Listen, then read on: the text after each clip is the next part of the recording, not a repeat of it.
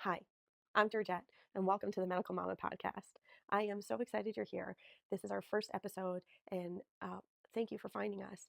I am a medical mama myself, and remember the moment for me that I became a medical mama was actually minutes after our first son was born when I was wheeled up to the NICU to see my son laying on the table with a team of nurses and doctors and respiratory therapists, and I don't even know who else, all around this beautiful, wonderful little human who was fighting for his life. And in that moment, I knew that our parenting road and my motherhood journey was going to be a little bit different. And while I didn't have the words for it at the time, that is the moment that I became a medical mama. I've been walking this road for a few years now, and I am a mother of two beautiful sunshines. I'm a wife, and I am so glad that I have the ability to share and connect the experiences that we've been having because this road can be a little different. It's definitely a path that I wouldn't have planned, but it's a path that has come to shape me. And chances are, if you're a medical mama too, I bet it shaped you too. And this is a space that I want to create for practical advice and encouragement and storytelling so that if you're a medical mama yourself, or if you're somebody who loves a medical mama, you can send them encouragement, you can feel heard, and maybe get some practical insights on how to navigate this jungle of medical motherhood. So, welcome, and thank you so much for being here. Um, this is definitely a different path, but it can be a beautiful, beautiful one. And the term medical mama came to me probably I think about a year and a half into being a mom to our first son, and I want to define it for you because I think it really fits what a lot of us experience and who we are on our journey. We're not just a typical mom. We are medical mamas. And it's a mom who finds themselves navigating a world that she never expected, a world that is filled with more doctors and diagnoses and therapies and decisions while still holding the heart of just being mama. And that can mean that you became a medical mama if you were a NICU mama or a PICU mama or so many things. If you navigate a neurodivergent diagnosis, a rare disease diagnosis, a diagnosis caused by something or later in life, or something that your child was born with that you had to find and discover, all of those paths to medical motherhood are real and valid and varied. But there are things that rhyme along this journey, and I want to highlight them for you so that we can continue to walk this road together. So, while being a medical mama for me really started when he was born, I knew it was a path to discovery, and it was a path that we've been having to navigate ever since. And so, let me tell you in this first episode my journey to medical motherhood and what exactly that means and what my intentions are for this podcast. So, for us, it started with Benjamin, my first beautiful sunshine, entering this world with what I like to call a grand entrance. He had the labor was typical, my pregnancy was typical. Um, I had done all of my well checks, everything. And so there was no reason to expect that we would have anything that was not typical on this whole path because everything had checked out. And after Benjamin was born, he had meconium aspiration, which happens sometimes during delivery. But for him, when that happened, it really affected him so much, and it got so serious so fast because his lungs collapsed. He couldn't breathe. He went into respiratory arrest. And the nurses, who were so sweet and so kind and so calm in really a chaotic situation, wheeled me up to say goodbye and ask me, let me know that they had been trying to intubate him, and just explained so many things to me that even now, 8.5 years later, can be cloudy because of the scariness of that moment. And I just remember looking at him on the table with my husband next to me, us holding hands, and eventually, and just praying for our son. And eventually, we they were able to intubate him, they were able to stabilize him, and then they had to transport him to another hospital, to a higher level grade NICU. And we ended up staying there for 27 days, 28 days, and 27 or 28. I have to look back at my notes, but either way, any time in the NICU, if you know, you know, it's long. It feels long. And Benjamin was on a ventilator for 21 of those days.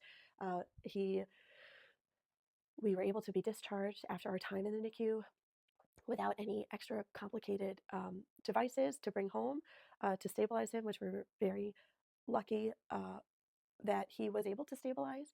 And the NICU journey is a whole other journey. Maybe we'll get into in another episode. But just for the sake of continuing to share it, like that's not where it ended. But I thought I was done. I didn't have the words at the time to describe. Oh, this is where this is where my medical mama journey ends. I'm going to put this chapter in the past and we're going to move on and we're going to be able to live a typical life. I mean, that's what I thought. That's what I really held on to in that moment of just get through these 24 hours. And there's so many lessons that I learned from that time that continue to shape me today in all the best ways. But, as life has it, that was not the end. I thought it was the end, but it absolutely wasn't. We continued to live on and have this medical mama journey unfold in the form of questions. And, Benjamin wasn't hitting milestones. And then things started to get even more complicated with feeding and language. He wasn't speaking, he was babbling and making sounds, but no words. And so we were struggling to find ways to communicate. And then we found multiple food allergies along with a feeding diagnosis. And so all of a sudden, I found myself really questioning doctors that along the way, working with them, not questioning their answers, but we're questioning with them what was going on because none of it was making sense. And then a neurologist mentioned, hey, we should do a genetic test. We should go and do a whole exome sequencing test. And I had heard this recommendation a few months back from our pediatrician, but in the moment I had waved it off, and because we had done a genetic test when he was in utero, when he was in my belly, and so I didn't know the difference between a whole exome sequencing test and the genetic test that they do when you're pregnant to determine the structure of the genes. So the neurologist explained to me that the genetic test that she was recommending was a more high resolution picture where they would take a picture of his DNA, not just of the structural um, setup of his chromosomes, but more on the details. And so I said, okay, sure, why not? Let's do it. Let's do the full due diligence. And so we did the genetic testing, and lo and behold, this was before AI. So I put all of the uh, symptoms that Benjamin had, and then I typed in results of a genetic test with these symptoms, and I actually found the syndrome that we ended up finding that Benjamin has through my Google search. And before I had the meeting with the neurologist, I didn't want to believe it because I didn't want to be Dr. Google, but sometimes, medical mamas can absolutely be Dr. Google or find things on our own through our research that can help our medical teams go down a path. So I waited. I wanted confirmation from the doctor from the actual test. And in January of 2021, I got that confirmation during a virtual visit with a neurologist who gave me the diagnosis. And then together we started looking up what exactly that meant for Benjamin. And a whole new part of my medical mama journey unfolded because this meant that this was confirmation that this was not something that was transient in our lives, but it was going to be a lifelong journey. And so a whole new wave of processing and preparing opened up. So that was that's how I became a medical mama with my first one. I'm actually a medical mama twice. I have a second son, but his path is a little different in that he has a more typical path, but there are definitely some neurodivergent complexities that we have to navigate too that also took me down a different kind of path of medical motherhood as well. Like I had mentioned before, so we have two beautiful boys, Benjamin and Bane, and they are just such special little humans that I'm so glad that we are blessed with and learn so much from every day. And I am so thankful that we have both of them and that both of their journeys have lended my mama experience to be a medical one of two kinds of a more complex journey and then one that is still absolutely a medical mama journey and rhymes in a lot of ways with the path that we've had to travel with Benjamin, but is different because it looks more typical. And so I so God put it on my heart to make this podcast because I have been able to walk this journey with gratitude and grace and a lot of grit, like some of you have, and learn systems along the way, ask for help along the way. And this is something that's just not talked about as much. And I want to normalize the conversation. I want to highlight some of the things that I've learned so that hopefully this makes the road a little bit easier for you as you walk your journey, or maybe it just validates what you've done or how you've stepped in a way as you travel on your journey too. Um, so, something else that this journey has unlocked for me is just new parts of my being and as a person. And I want to encourage you to look at the parts that have been awakened in you that probably wouldn't be woken up if it wasn't for this rare, different, not typical path that you're finding yourself walking on. You know, life has a way of inviting us to be shaped and to be refined by the situations that we are faced with and by the people that we have the opportunity to meet. And the way that being a medical mama has shaped me is that it has unlocked uh, my voice in different ways and my creative expressions in different ways. And so I think that's ironic. Benjamin is nonverbal, but he is an excellent communicator, and we will talk about how communication is so much more than words and how to navigate a nonverbal and verbal communication with children who are medically complicated. Um, but I think it's ironic that God gave me a son who doesn't have words yet, and in reality may never communicate with words. But at the same time, he is such a powerful communicator, and he has taught me and opened my voice in ways that I could never imagine. He has unlocked connection through communication in through the power of his being and through me learning how to connect with him and be that bridge of his world to the rest of the world. So I ended up actually writing two books, Arrival of the Warrior Prince, that was all about our NICU journey and the first year of Benjamin's life and us navigating that. And that has sold at the time of this recording, like 100 copies. And I'm just so glad that it could be a blessing to the people who read it. And then later on my mama journey, as Benjamin was growing, and then our younger son Bane was growing, and Bane started to notice the differences in his brother, I created a disability inclusion children's book called All the Things We Can Do, which is a tool that I used to communicate disability and differences to Bane and really normalize it. Normalize it so much to the point that my husband and I laugh and smile because Bane is such an effective communicator in talking about his brother, and he can so clearly just say what he sees and doesn't even think twice about it. Like it's not it's just it is what it is, and this is how it presents, and that's okay. And he moves right on, and it's just really cool to see how the language that we use around our children and around others to describe sometimes even hard things can help them navigate it and give them words to put to it too, so that they can navigate it clearly as well. So, why am I doing this podcast now? I mean, I've shared pieces of our story before uh, in my journey so far.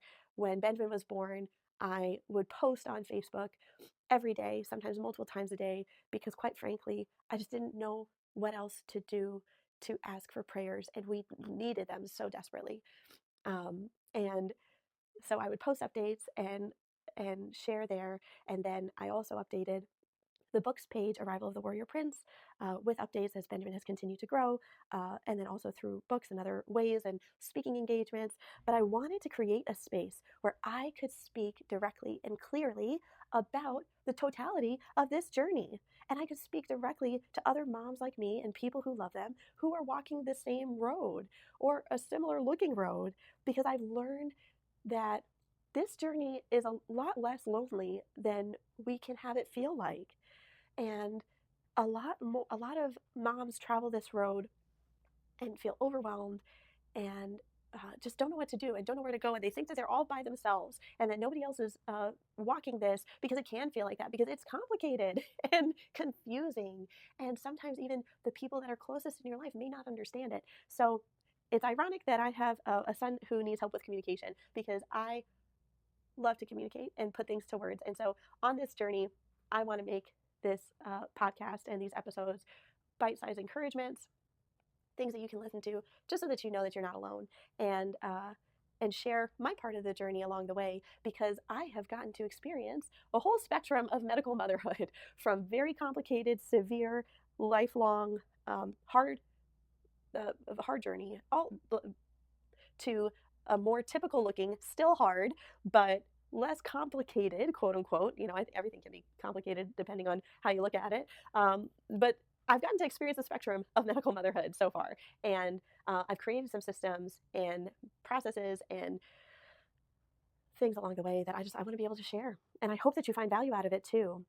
And if anything, just that you know that you're not alone, and that this is a type of motherhood that exists. I don't know how the term medical mama came to me, but I just think it's all inclusive of what this motherhood journey is.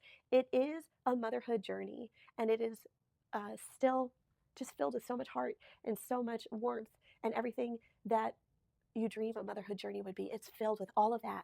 And it's also filled with becoming an advocate, learning to navigate systems, being a bridge to the rest of the world who might not understand your child or have a space for them yet, and really embracing the journey and embracing the moment. So I am so glad you're here. I know this path was one that you did not plan. It is nothing close to what I planned either, but it has become a path that has shaped me in the most beautiful ways, and I hope that you're discovering that it's shaping you too. And you're not walking this path alone, because I'm with you too. And so let's be friends, and let's walk into this medical mama sisterhood that we never thought that we would be a part of. But girl, I'm telling you, it's needed. And so I'm so glad you're here.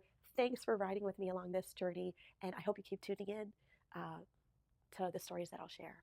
I'll see you next time.